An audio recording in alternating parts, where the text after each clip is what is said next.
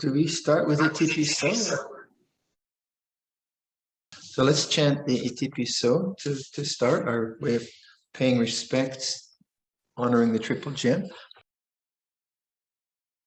Itipiso bhagava arahang samma sambuddho charana sampano sugato lokavidu anuttaro purisa dhamma sarati sata deva manusana buddho bhagavati sawakato Bhagavata Dhammo Santitiko Akaliko Ehipasiko Opanayiko Pachatang Vedita Vinyuhiti Supatipano Bhagavato Savaka Sangho Chupatipano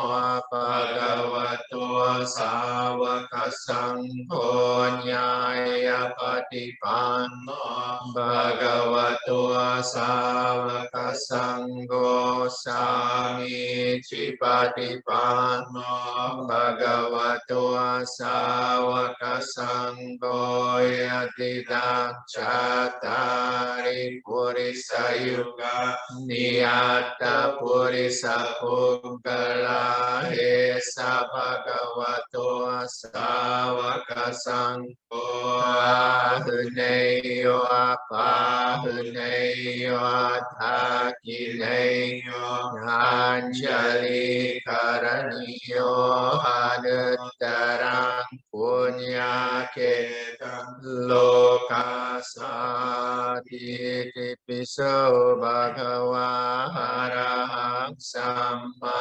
Sambuddho Vichacharana Sampano Sugato Lokavidu Anuttaro Purisa Dhamma Sarati Sata Deva Manusana Buddho Bhagavati Sawakato Bhagavata Dhammo Sandetiko Akaliko Ehipasiko Opanayiko Pachatang Vedita Bo Vinyu Hiti Supatipano Bhagavato Savaka Sangho Chupatipano Bhagavato Savaka Sangho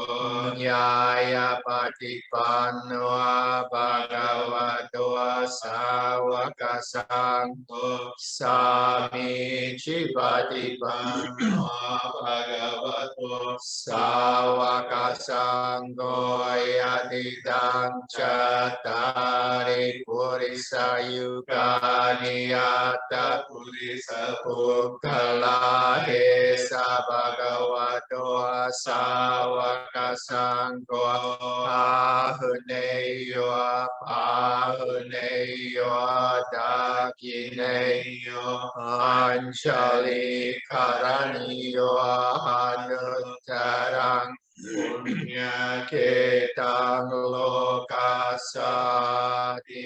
Tipiso Bhagava Arahang Samma Sambuddho Vichacharana Sampano Sugato Lokavidu Anuttaro Purisa Dhamma Sarati Sata Deva Manusanam Buddha Bhagavati Sawakato Bhagavata Dhammo Sandetiko Akaliko Ehipasiko Opanayiko Pachatang Vedita Bhava Vinyuhiti Supatipano Bhagavato Savaka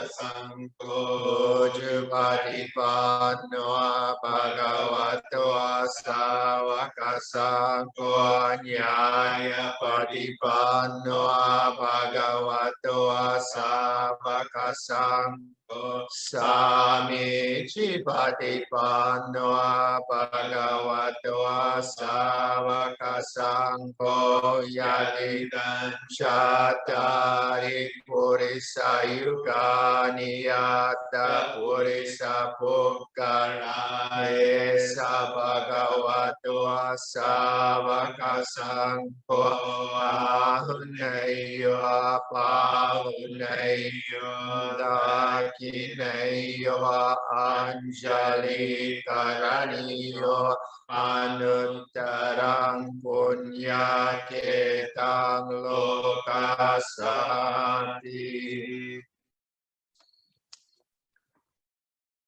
Should we do the meditation first and then a Dhamma talk, break, and then Q&A? Would that work?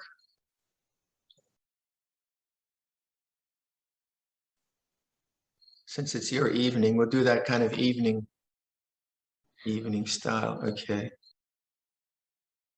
So just before we start meditation, one of the questions that came up was, can I do counting the breath during meditation? That's fine, but it's just an indication of how I think what happens as you practice more and more is you begin with something kind of more complicated. So yesterday's meditation, and I was encouraging you to notice this part of the body, that part, it was quite complicated.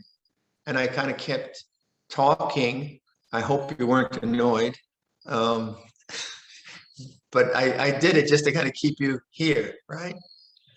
There's a kind of joke at Amaravati where one of the monks was giving so much instruction in meditation that one of the meditators, one of the lay people, piped up and said, "Will you be quiet? I'm trying to meditate."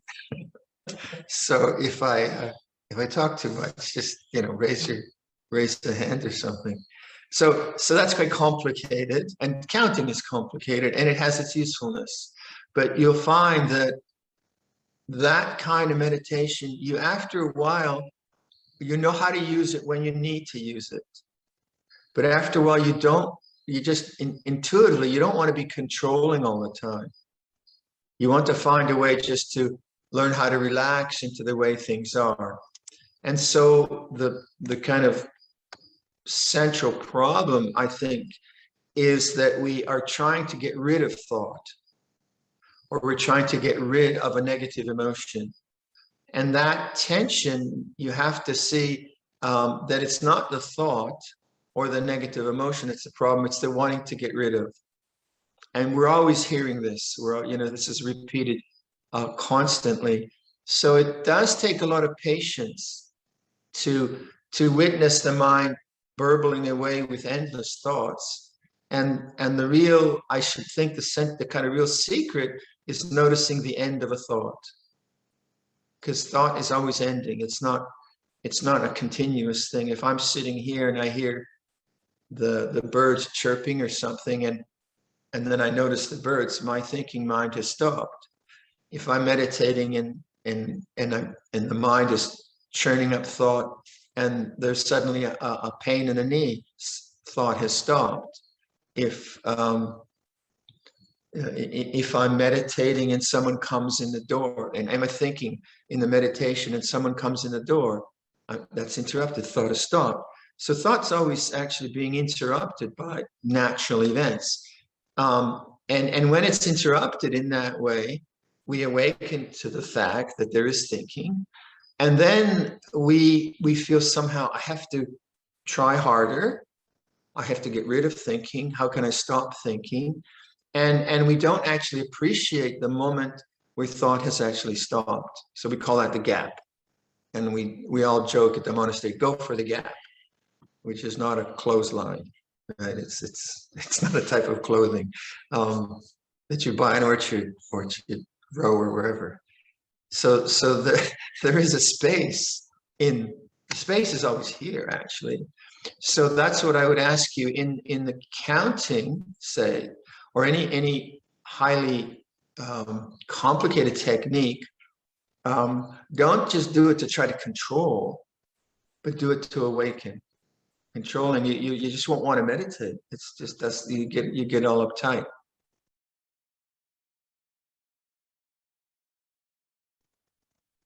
Right. So yesterday we did this body meditation, and it was very detailed. And I asked you to feel sensations in the mouth and then the ears and so on. I'll kind of cover that briefly again.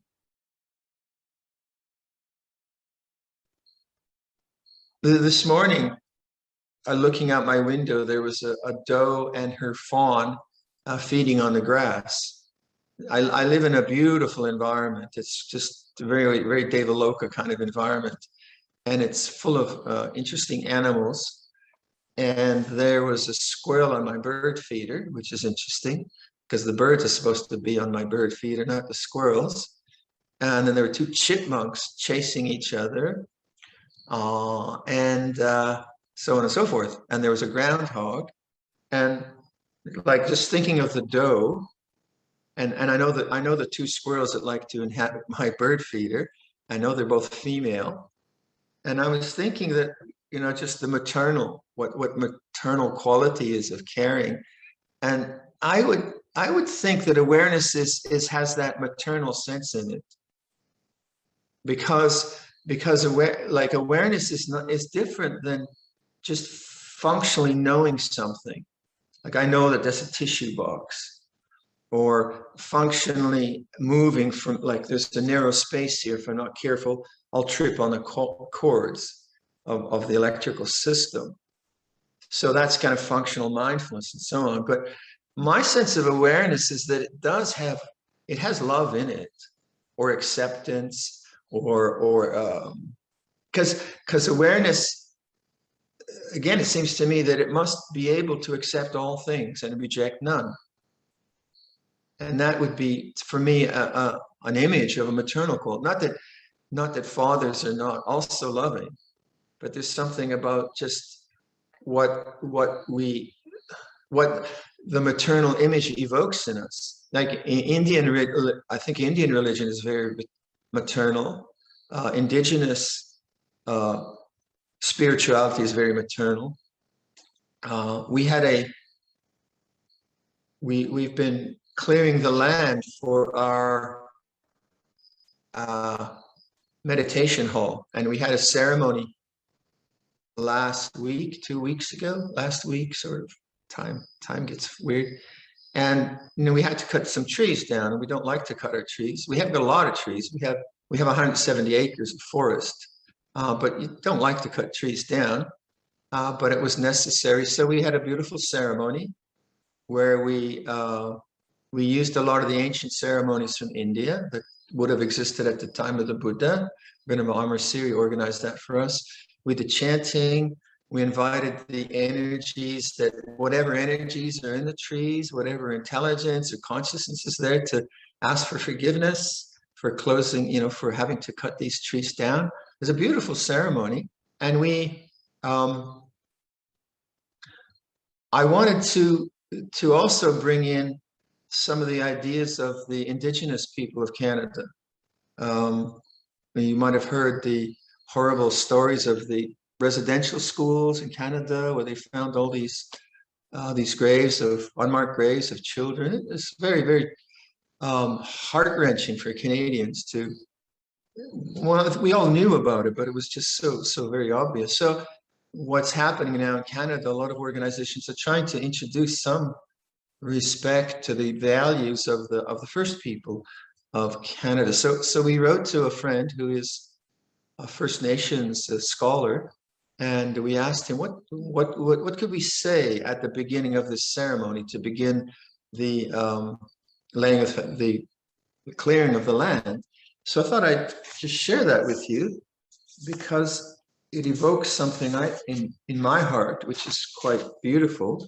So before we did our Buddhist things, this is what I read out at that meeting. We give thanks for this day, the rising of the sun and the light and life that it brings to this earth. We give thanks to all the life forms that live around us, that support us, nourish us, and keep us safe. We give thanks for another day of life. We give thanks for another day of life. We give thanks for all of creation. We can still hear the original sound of the universe as it reverberates throughout all of creation. We give thanks for all the gifts we have been given. We give thanks to the original inhabitants of this land and their teachings about the land and how to care for it. We give thanks to the spirits of the lands that we live on. We thank you for your sustenance and for your guidance and wisdom. Today, we start a project that is dedicated to the well-being of all life. As the building takes shape, we ask that you welcome it and its spirits. We hope that the spirits of the building will find a valued place among you. We will endeavor to honor the land and the original inhabitants. And now that the words that need to be said have been said, we can begin. Isn't that beautiful? And we should begin all retreats like that. You know, you go to your retreat center, and it's not just a kind of rental place. No, there are people here, there's spirits here, there's energy here. And so you can see when you participate in that kind of idea, or when we hear the chanting, this beautiful chanting from Bodh Gaya or wherever we've been on pilgrimage, it evokes something in you which is very important. It's not just sentimental, it's open-hearted. It's kind of looking at life in an open way, accepting life. And I think that attitude is very important in meditation, as opposed to ideas of control. So how can we collect our minds into the present moment, not from a sense of control, but from a sense of actually openness. And so if awareness could be, you know, this isn't canonical, by the way. I'm just in this kind of maternal mode right now. But if awareness could be seen as like you're accepting everything in this moment. And what does everything mean? You accept the feelings of jealousy, feelings of inspiration, memories of hurt, memories of success, pain in the knee, bliss in the mind. You know, so awareness is this huge container which is boundless. It has no boundaries. It accepts all things and rejects none. And you can see if awareness, if that is your underlying attitude in meditation, if you can bring that forth, that underlying, would that not be the attitude you would need to realize the unconditioned or to be the unconditioned? Because as long as I'm reacting to the good and the bad, then that reactivity keeps me in the conditioned realm of pain and pleasure, good and bad, all those different things that change in the human realm. So right from the get-go, I would think that if our method is in line with the unconditioned, with the uncreated, then that should work. But if our method is in line with controlling objects, controlling emotions, then we're caught in the conditioned, and we might get some result, but then it'll change again. We won't realize the unconditioned. If you understand that kind of language. So then in meditation, if you are meditating and you're trying to focus on the breath and your mind is very busy, then sure, do counting, that's fine, but not to get rid of anything. You could see that, okay, I'm thinking too much. Maybe I'm a kind of a hyper organizer. I just organize life all the time, always making lists, maybe another list and another plan, another. Now that's very annoying if you're trying to meditate. right? I came here to meditate. I didn't come here to organize. So shut up, leave me alone. But of course, it doesn't work that way because that's the habit of mind. It's not you doing it deliberately. It's just that that's what the mind has been doing the last week. So that's what it's going to do now. So that's where you realize, oh yeah, it's like this. This is the organizing mind. So first of all, you have that kind of maternal attitude. Okay, I accept that that's what the mind's doing. You know, the child just does that. It just does that kind of stuff. And then you say, yeah, but I'm going to make a choice and compose my attention around the breath, say, or the body. That's different than saying, be quiet. I have to focus now. And you can see that that has a loving aspect or a caring aspect to it. So awareness and metta bhavana or loving kindness to me at some point need to be conjoined. Metta bhavana as a prayerful hope that all beings be well, that's fine. That's a good thing. But metta bhavana as a meditative principle to me is something much more more profound, I would say, because it's about the present moment and it's about our awakened state that is possible.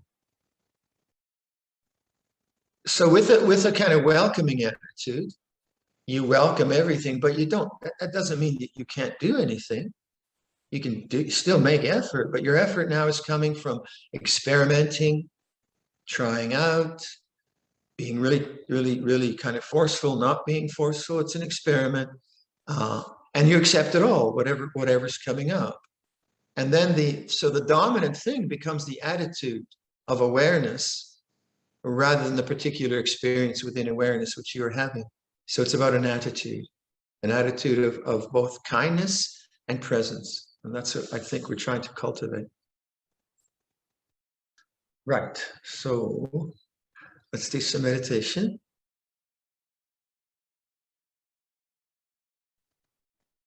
I'll set my little clock for 45 minutes.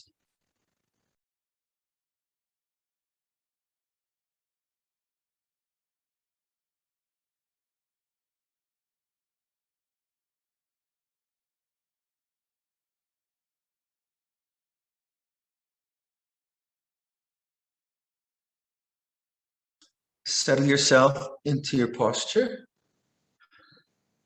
and then adjust it 10% just to make it comfortable. And then establish an intention to be still.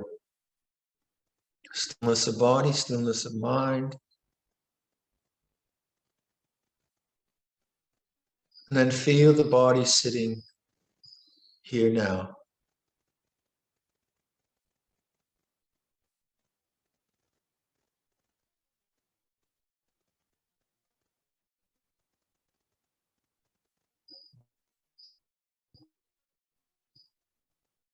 So I'll go through that meditation I did yesterday rather briefly so that we establish awareness of the body in awareness. So bring attention to the sensations in your mouth, inside the upper and lower palate, the insides of the cheeks, the lips, the teeth, and feel that whole area as sensation, vibration. Let it become conscious. Remember, you're not visualizing the mouth, so relax your eyes. You're not trying to see an image of the mouth in your mind. And you're not thinking conceptually about the mouth or the teeth. So it's purely physical sensation. Now notice when you localize your attention, you kind of wait. You're not trying to get anything. And then it sort of comes alive, doesn't it? You start to notice things. So there's no desire to get. You just accept what it is. So this is the welcoming part. Just welcome whatever experience is there. And then the composure part is actually localizing your attention around these areas of the body. So you have composure, the mouth feels like this, and then the welcoming, allowing it to be what it is, not looking for anything special. And then move up into the ear canals. Feel the vibrations or sensations in the ear canals. And then outwards into the outer ear. So you wait and it becomes conscious.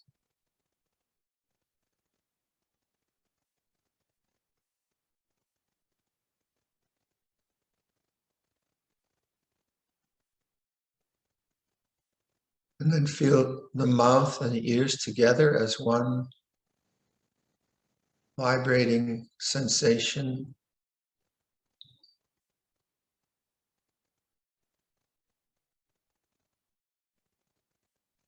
And then notice the nose as sensation, not as concept. The bridge of the nose, the nostrils.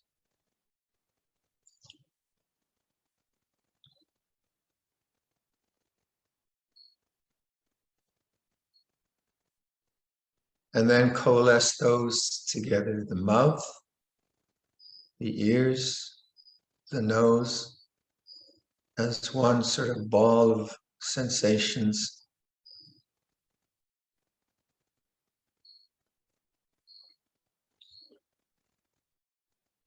And the eyes, feel the hollows of the eyes and the eyeballs.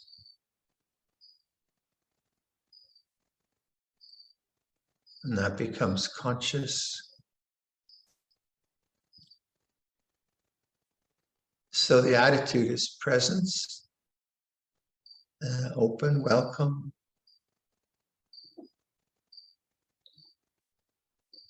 Coalesce those together, the mouth, the ears, the nose, and the eyes. All sensations radiating outwards in all directions, spacious. Go behind the eyes, take a line to the center of the brain. Feel inside the head, sensations inside the head.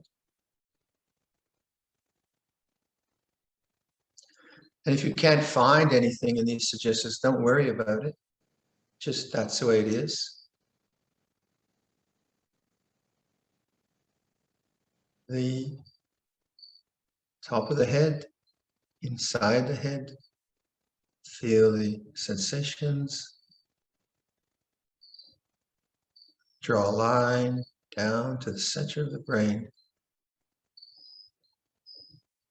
So the brain, sensations, vibrations. Back of the head. And then drawing a line to the center of the brain. So that whole area, the mouth, ears, nose, eyes, forehead, top of the head, back of the head, center of the brain. Know that as vibration, sensation. In awareness. This is in awareness.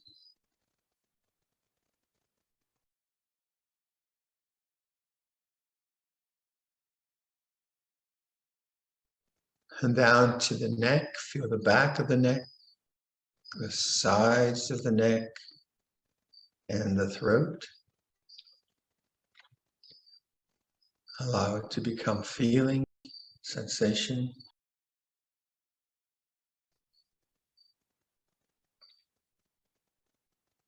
Neck connecting to the left shoulder.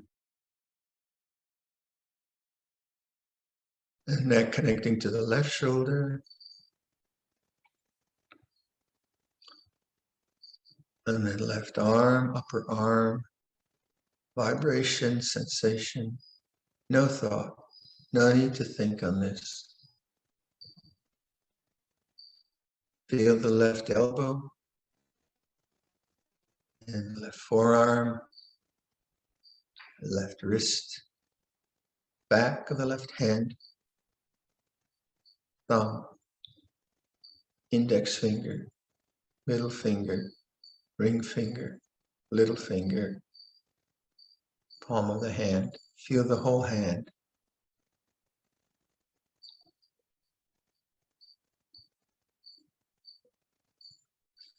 Feel the whole arm, shoulder to hand.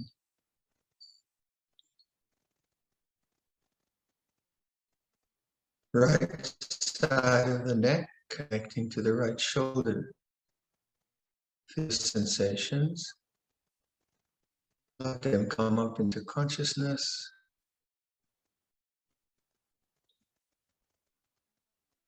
Right arm, upper arm.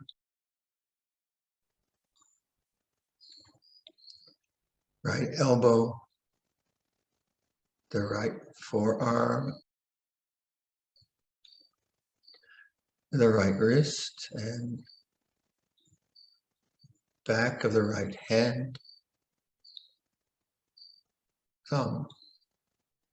Index finger. Middle finger. Ring finger. Small finger. Palm of the hand.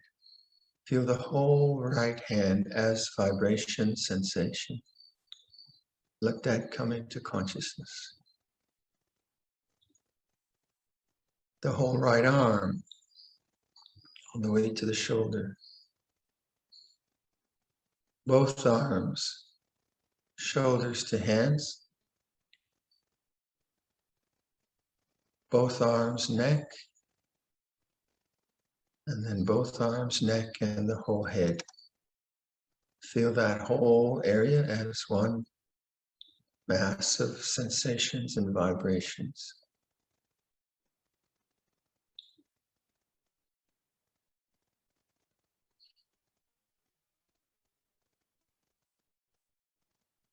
Bring attention to the hollow in your throat. Go down into the inside of the chest. Left inside of the chest. Right side inside of the chest. Back, inside, front, inside. So feel the rib cage and the whole container of the chest as sensation.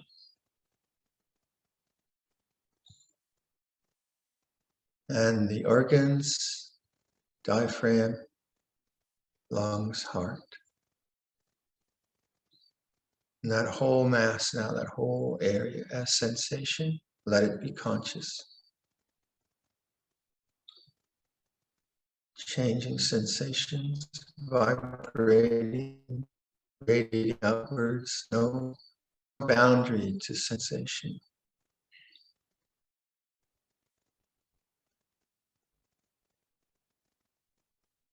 The abdominal area, the belly, feel the belly.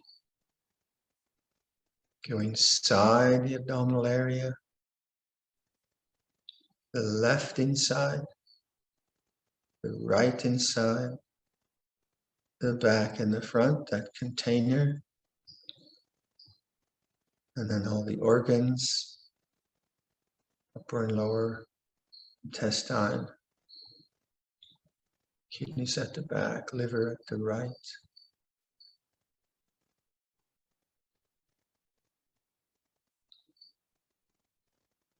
Stomach. So this whole area, let it be conscious, let it become conscious. In awareness. Feel the pelvic area, the pelvic bones, pelvic walls, base of the pelvis. And then the organs there, the reproductive organs, urinary muscles, colon, and so on. Feel the whole torso, chest, abdomen, pelvic area. One mass of vibration, sensations, radiating in all directions.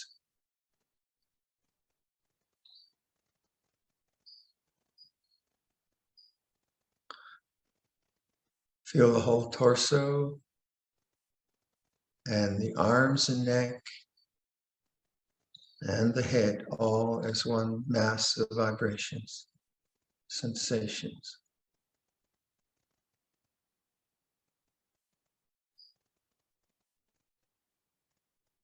Left hip, feel the left hip. Let it become conscious as sensation. Feel the left thigh.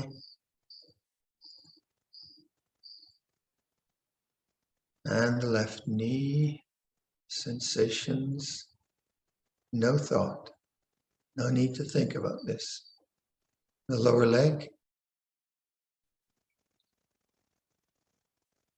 the left ankle, and the left foot.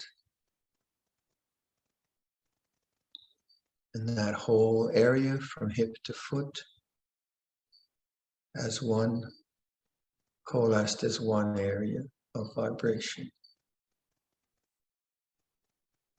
To the right hip, let the sensations in the right hip become conscious. And the right thigh. And the right knee. The lower leg. Ankles, feet, foot, right foot, ankle. Feel the whole right leg from hip to foot.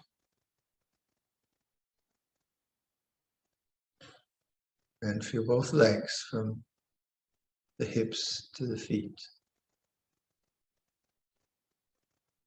Both legs, torso, arms, shoulders, neck, back of the head, top of the head, forehead, eyes, nose, ears, mouth. Now the whole body as a mass of vibration, sensations radiating in all directions. In awareness. No need to think. This is body in awareness.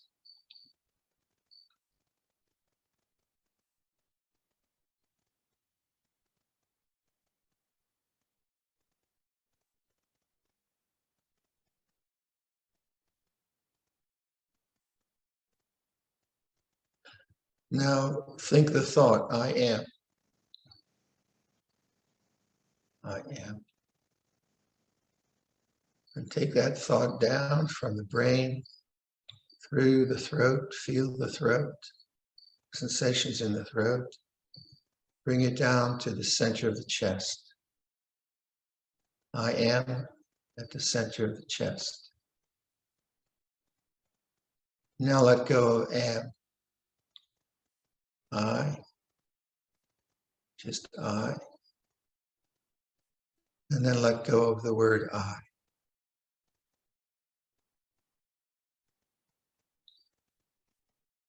And what you have left is awareness. Be that awareness. Be the knowing.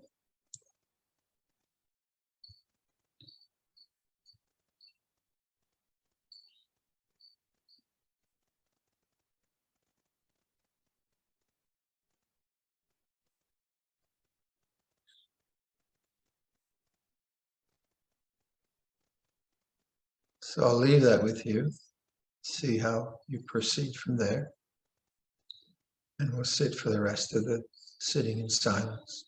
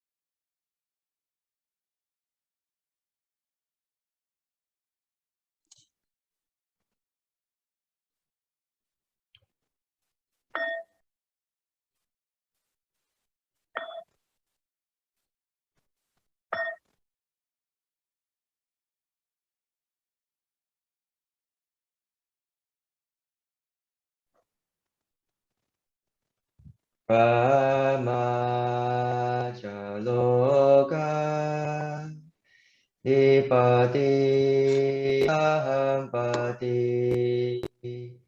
Katanjalian Niwarangaya Jata Santi Dasata Parajaka Jatika Yesetu Dhamma Anukampi Mampajam.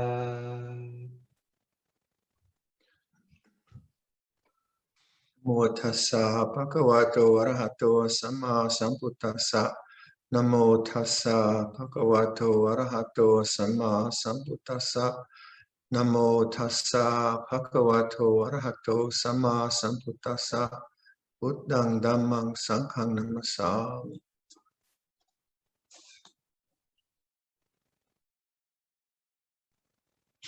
You might hear some chainsaws in the background. They're cleaning up. You probably can't hear that. Anyway.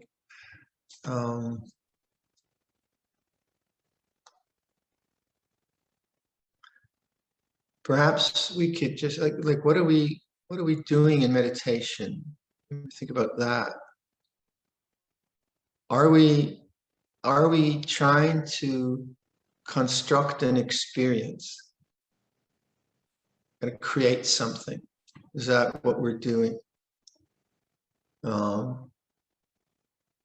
By controlling the mind or by focusing or concentrating? Are we trying to get something? If that was true, you're trying to get something, then anything you get, just by the nature of change, that if it begins, it will end. So even though you get some kind of experience that you construct through meditation practices, if it's a construct, right, then when the elements which allow this construction to be there change, such as you have pain or you come out of the meditation or whatever it might be, when life changes, then that experience changes and then you feel you've lost something. Now it's not wrong to do, so it's okay to do. But what, and also if that experience is simply kind of in the meditation hall and you go outside the meditation hall, you might feel more calmed, but you might then be annoyed at the world because you can't sustain the calmness of your mind. And that is, I mean, I think many people have had that where they do a retreat, and the retreat is an in-person retreat or a Zoom retreat or whatever, and the environment's very controlled and it's calm, and that's very necessary. And so there's a certain calmness which comes about through non-distraction, a kind of serenity from not just disturbing the mind, but that's not yet freedom. So you, like, I know for myself, when I was a very, very young monk, very young, many years ago, I was at Wat Pah Pong, so I was maybe sort of been like 42, 43 years ago, and I had to go down to Bangkok to get a visa. And not that I was super calm in the monastery, but I was okay, functioning pretty nicely, going the ups and downs of a junior monk. But there was no sense stimulation. Wat Pah Pong is very, very, very quiet. There was no literature or music or very limited amounts of food. And so the atmosphere itself calmed the mind, which was good. I needed that. But then I went to Bangkok and my mind went crazy. All these cars and people and the smell of food in the afternoon and young ladies in short skirts and music and whoa, it was difficult because I was a young monk, you know, and lots of defilements wanted to have fun with me, and they did.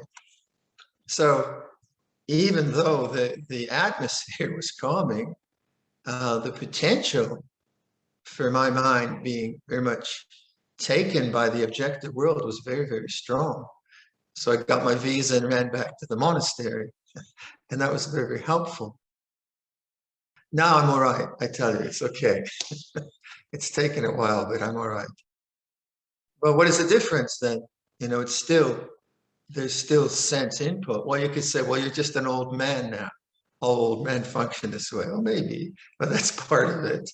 But also, I think that what I have been encouraged to do by Luang Por Chah, Luang Por Sumedho, and the teachers that I love from other traditions, is cultivate more like an attitude to the present moment in meditation. And then any kind of an attitude which is not dependent on conditions, on experience, because an attitude doesn't necessarily need a kind of experience. Well, then that attitude should be something which is very portable, which allows me to function in complexity or in more stressful situations. So that's sort of my hope on our retreats, is to encourage people to develop an attitude to whatever they're experiencing. And then whether it's good, bad, or indifferent doesn't really matter, because that attitude should then carry on into family life, business life, life on the streets. So what might be, what do we mean by attitude? Well, in English, it's a negative, it's a pejorative, isn't it? You say he's really got attitude, or it doesn't mean that.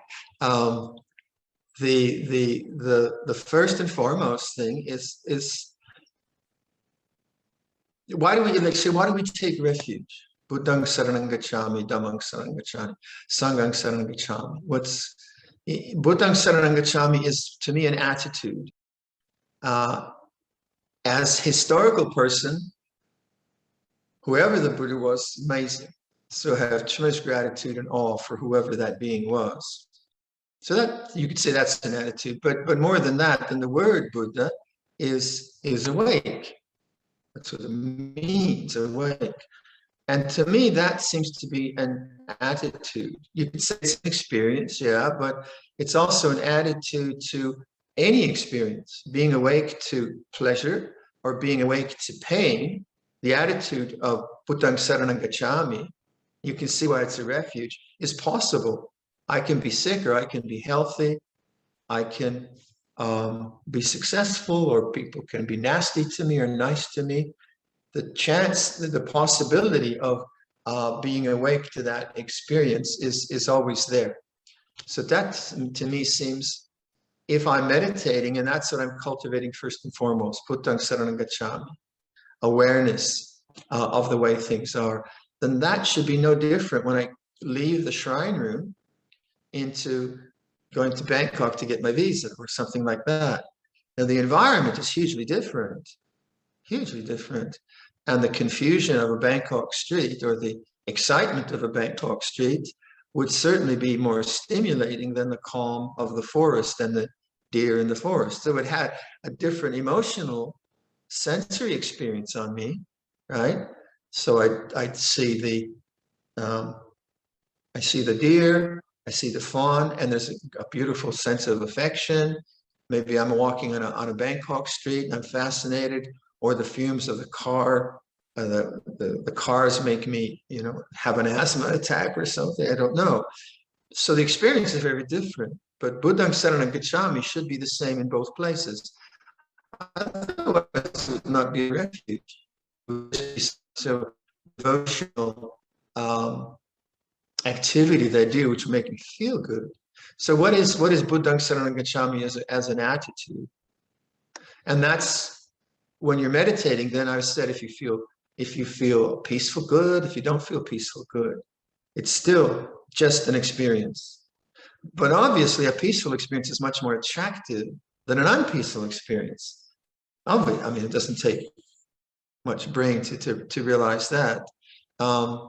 So are we seeking a peaceful experience? Yeah, I mean, we're human. I'd rather have peace than not peace. But is there something deeper than just a situational peace? Is there something more profound than just in a configuration which makes you peaceful? And that's the peace that the Buddha was talking about, which wasn't so emotional, so much in like an emotion or a pleasant feeling, something much, much deeper, much more profound, which is beyond pleasure and pain.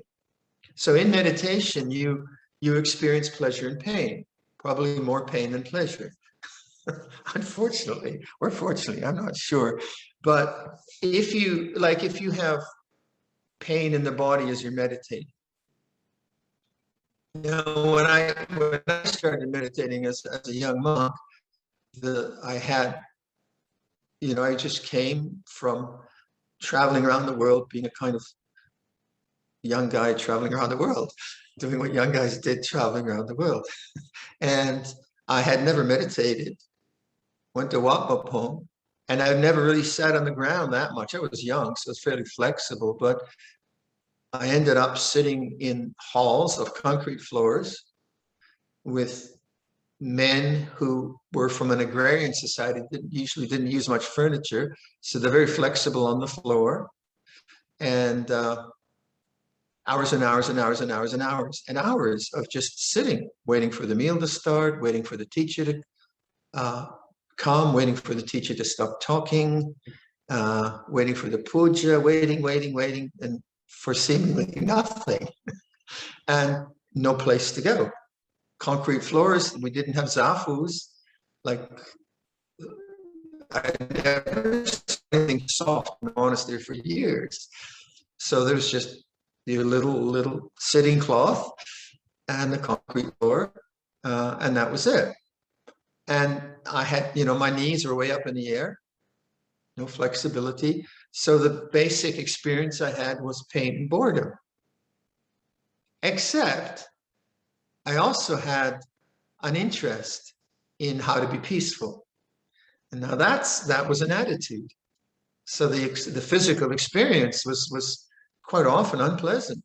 People hear about monks who lived with Ajahn Chah, and it sounds so very inspiring. Well, let me tell you. Let me tell you how it really was. Because how often did I see Ajahn Chah? He wasn't around that much. And most of the time I was with my own mind, which was a complete mess. So they go, Ajahn Chah must have been so wonderful. Well, it was wonderful. But the reality was like sitting on a concrete floor. But an attitude of interest is something that I could bring to the pain of sitting on a concrete floor. Or the evening pujas were really, really quite terrifying, because there's all these mosquitoes flying around in the evenings.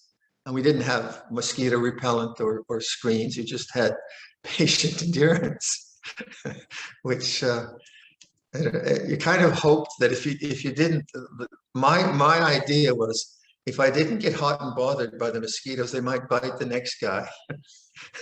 Leave me alone.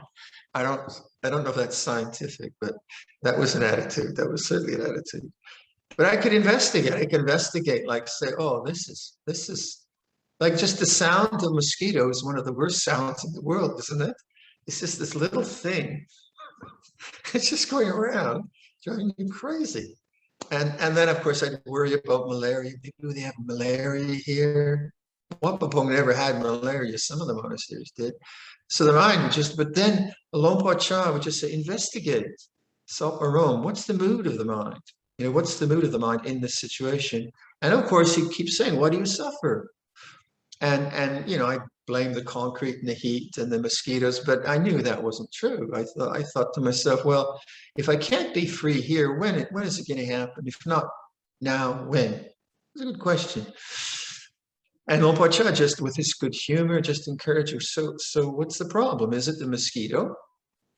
Yes, it's a mosquito. Of course, no. Is it the mosquito? Is my what? My not wanting the mosquito. Now I could have left Wat Pah Pong, but that didn't seem like a very brave thing to do. And the mosquito wasn't really that bad. And the first Dharma talk I gave at Wat Pah Pong, Ajahn Chah asked me to speak, and I didn't know Thai, and I was petrified. But the title of the talk was Ajahn Yung, which is Ajahn Mosquito. So the mosquito as your Ajahn.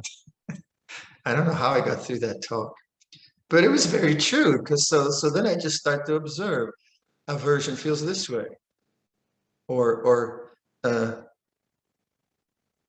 hatred, more like hatred feels this way. And of course, we keep the precepts, so I couldn't go like that. I wanted to murder little fellows. So much for Metta Bhavana, right?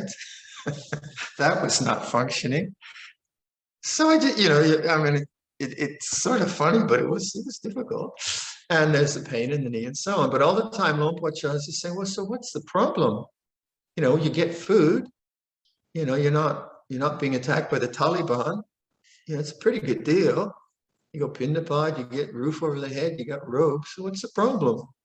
And so Luang Por Chah was always just trying to get us to take responsibility for our inner world.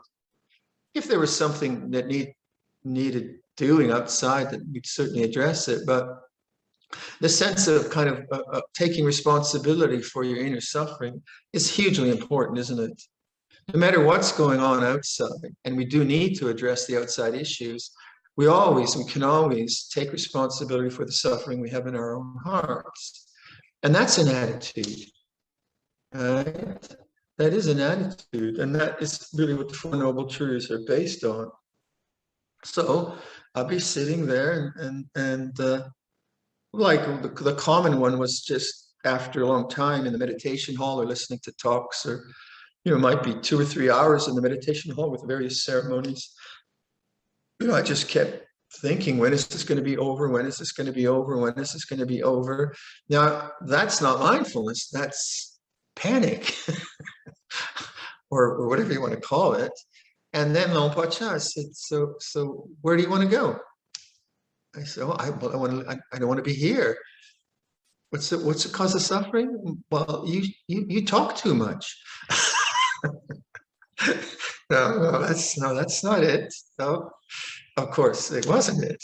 But so then, and this is, I think, very important in meditation, repetition.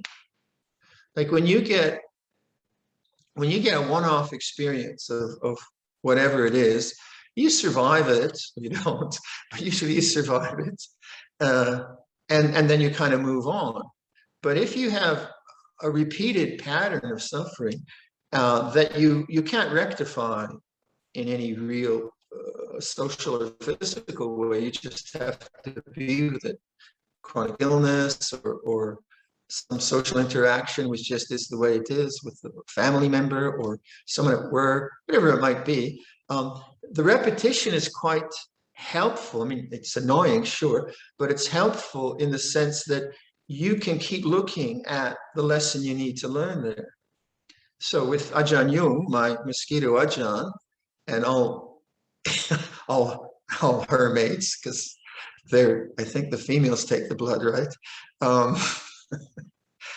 And the concrete, I could keep looking at, I could keep seeing the same problem in my mind, wanting to leave, not wanting to be here, wanting to leave, not wanting to be here.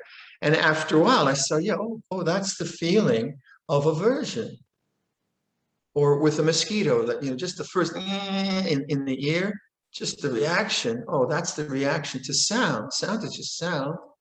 And then I just, I finally figured out, well, just let him take some blood. And all right, and then it was okay. Sometimes I failed, but sometimes it was okay. But the lesson needed looking at again and again and again. And although it's easy to talk about it, and we all understand it very, very, because we've all had the challenges of mosquitoes, but actually to be there and see the aversion and the suffering, not in a great way, but enough way that I could learn, oh, so the problem is not the mosquito, it's my desire to have another situation. And so I began to see that, okay, if I'm suffering, I need to understand desire. sometimes I need to change the external situation. So say I had typhus in Thailand, the water was bad or something like that. So I was in hospital for 10 days or something, lost a lot of weight. Well, sure, that's the suffering that one deals with on a level of medicine. So we all deal with it that way. But at the inner level, the attitude that we're trying to develop in meditation or in daily life is, what do I have that I don't want? And what do I want that I don't have? Simple enough, right? And if you start to have a kind of inner voice around that, and you have a kind of multitasking going on in your mind. You're dealing with the ordinariness of life, your social situation, but also your inner refuge of awareness and understanding suffering and the end of suffering gets very, very strong. Your inner attention gets very, very strong. And that you can develop through meditation. So if you're meditating, one very good example is if you're used to meditating half an hour, say, and then I set the clock for 45 minutes, and you're honoring the time and the retreat, you're going to give it a go. After 28 minutes, you'll start to think, when is the clock going to stop, right? Because you've been doing that all the time. Your internal clock is kind of programmed to a half hour. And then when that first feeling comes up, is it over? You want to look at the clock. You'll get restless. And that's desire. The desire to end the meditation. Now, if you only meditate once in a while in this way, then you won't notice it. But if you see, well, wait a minute, I'm going to try to notice what the mood of my mind is in anticipation of the end of the meditation. Now, you'll be able to notice that every meditation, because that will happen. So then you become aware of anticipation, the next moment, the ending, wanting the meditation to cease.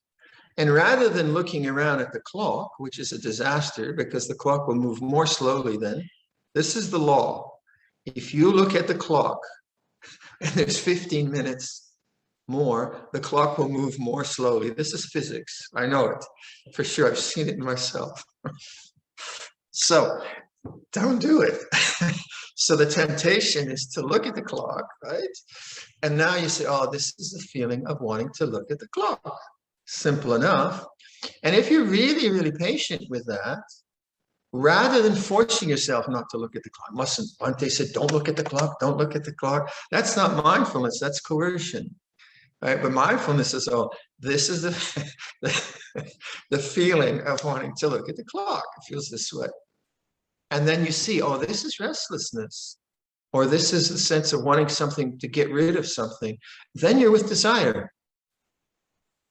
And when with desire, then it ceases. I think we've all noticed that, and you understand that pattern, and you get better and better at it. So you don't buy into looking around or getting up. You wait it out, and you wait it out. Oh, and the mind becomes peaceful, and that takes repetition, doesn't it? You think all the times you meditate, each ending of unless your meditation is very peaceful, then you don't want the bell to ring. But that's usually like 10% of the time, correct? 11% of the time, most of the time, right? Yeah, your mind is blown, doing all kinds of things. So that's normal. That's just normal. But we're not trying to necessarily develop peace. We're trying to develop an attitude of wakefulness and self-understanding. And that we call sati sampajanya. So if you take refuge in Buddha and you take refuge in Dhamma, what's the refuge in Dharma?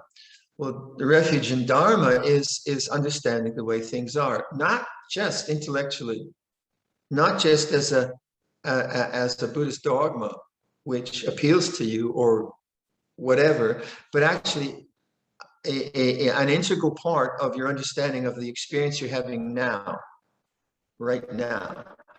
So I feel restless. I want to look at the clock. What's the Dharma of that? Well, this is an experience that has arisen and it will change. And what is unchanging? That's the question. The experience of restlessness arose. It wasn't there at the beginning, maybe. It arose in consciousness. It will change. And what is unchanging? Well, awareness. Awareness knows the feeling of restlessness that's come into the mind. It knows as it churns away and makes you want to look at the clock. And at least when the bell rings, the restlessness ceases, doesn't it? You notice, oh, I feel very good now. The bell rang. Funny thing. But what didn't change? What didn't change? Isn't it the awareness? The puru, and that's why Buddha, knowing Dharma, is refuge. And what is Dharma? That this feeling of restlessness is a sankhara. It has arisen. It will endure for a while, and it will cease. And that knowing of something ceasing, how something changes, and it takes you back to awareness. So you say, oh yeah, that's my refuge, is an awareness of change. And then if you witness desire also ceases. And that's the pathway to Nibbana, the cessation of desire. And you learn this in little ways constantly. It's not like, some people think, oh, at some point I'll meditate furiously and then all my desires will end and bang, I'm enlightened. Well, I haven't seen it work that way myself. If you have, tell me. Mostly, it works for us in little ways. Certainly, you read about masters who are very accomplished. Luang Por, his enlightenment description, fantastic beings who have all this parami, and certainly they seem to just come into this through their meditations, through their parami, through past lives or whatever, in a way where they're exalted right from some experience. So you find that with Luang Por or Sri Ramana or Anandamayi in India and so many others. But mostly for your garden variety meditators like you and I, it's just chipping away. Right? It's just like seeing the cessation of desire in little ways. And so I see the cessation of desire vis-a-vis the clock. I learned that in my meditation. But it's not just about that. It's also what is refuge. And I see, oh yeah, awareness is constant. Awareness is what I can trust. I'm going to commit myself to awareness. Awareness of what? Awareness of change. And you get more and more confidence in that, so that when experience is varied and stressful or whatever, you say, no, I'm going to take refuge in awareness rather than in the stress, rather than in the worry. The stress and worry will come, they're natural. But that's not my refuge. That's not who I really am. That's not my real home. My real home is puru, now it's the knowing, sati sampajanya, buddhang saranang gacchami. They're all pointing to the same insight, the same idea. So during this retreat, maybe keep that in mind. Like if you have a peaceful meditation, as Luang Por Cha would say, then accept it. If you don't have a peaceful meditation, then accept it. If you want to meditate, meditate. If you don't want to meditate, meditate. And then is what you're developing in meditation, when you go out into the marketplace or wherever you're going, marketplaces are closed now, aren't they? Is that attitude applicable all the time? Should be, shouldn't it? It should be something that's just, is meditation just on the cushion in the shrine? Or is it something that's actually an attitude that's going on all the time? Must be, shouldn't it? Surely. Okay, so there's some thoughts. Hopefully they're of some help. Now, I think my time is 9 o'clock, right? So maybe I'll look at those questions at our next session, huh? Yeah, maybe I'll do that then. Okay, so I'll close with that here. อันตัมมยามโอวาตกาธาสาธุการังกดามาเสสาธุสาธุสาธุอนุโมทามิ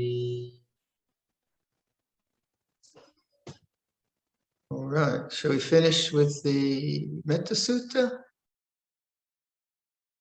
This is what should be done by one who is skilled in goodness and who knows the path of peace. Let them be able and upright, straightforward and gentle in speech, humble and not conceited, contented and easily satisfied, unburdened with duties, and frugal in their ways, peaceful and calm and wise and skillful, not proud and demanding in nature. Let them not do the slightest thing that the wise would later reprove, wishing in gladness and in safety. May all beings be at ease, whatever living beings there may be, whether they are weak or strong, omitting none, the great or the mighty, medium, short or small, the seen and the unseen, those living near and far away, those born and to be born. May all beings be at ease. Let none deceive another or despise any being in any state. Let none through anger or ill will wish harm upon another, even as a mother protects with her life her child, her only child. So with a boundless heart should one cherish all living beings, radiating kindness over the entire world, spreading upwards to the skies and downwards to the depths, outwards and unbounded, freed from hatred and ill will, whether standing or walking, seated or lying down, free from drowsiness. One should sustain this recollection. This is said to be the sublime abiding, by not holding to fixed views, the pure-hearted one, having clarity of vision, being freed from all sense desires, is not born again into this world. Okay, everyone, be well, and we shall see you on the next session. Nice to be with you. Ciao.